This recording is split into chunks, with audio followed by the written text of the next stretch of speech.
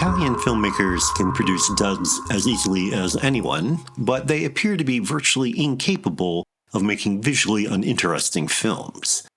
Visual expression is as central to Italian cinema as storytelling is to Hollywood.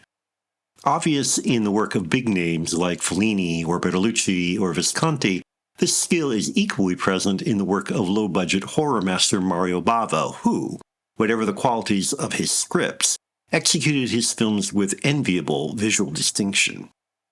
Black Sabbath, a three-part omnibus film from the 60s, is a case in point. The first story, The Telephone, is confined entirely to a single apartment in which Rosie, Michelle Mercier, is terrorized by a caller threatening to kill her.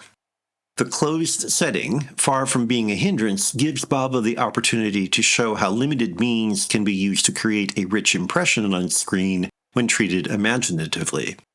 For example, instead of shrouding the set in the dark shadows of horror, Bava uses high-key, that is, bright and even lighting, making it easy for the viewer to register the Baroque trappings that tell us more about Rosie than the dialogue, so that the set practically becomes a character in the story.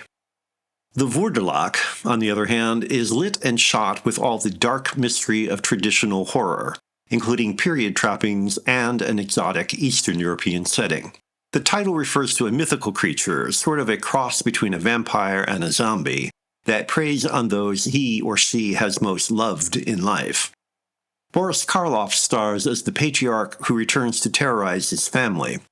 Bava makes every shot, particularly the exteriors, into a thick, lugubrious, evocative exploitation of the otherworldly premise. It is nonetheless in the final story, The Drop of Water, in which Bava proves his mastery.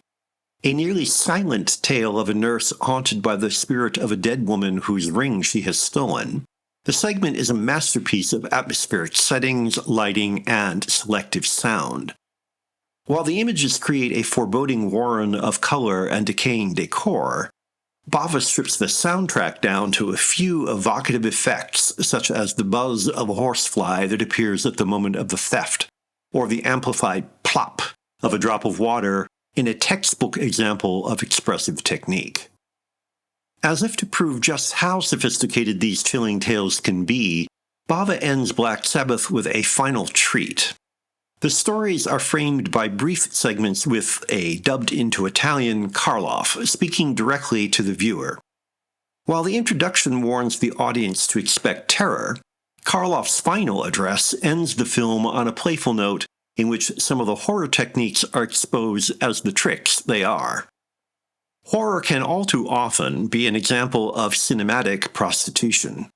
That clever, knowing ending and the smarts that precede it prove that in the right hands, horror can also be a class act.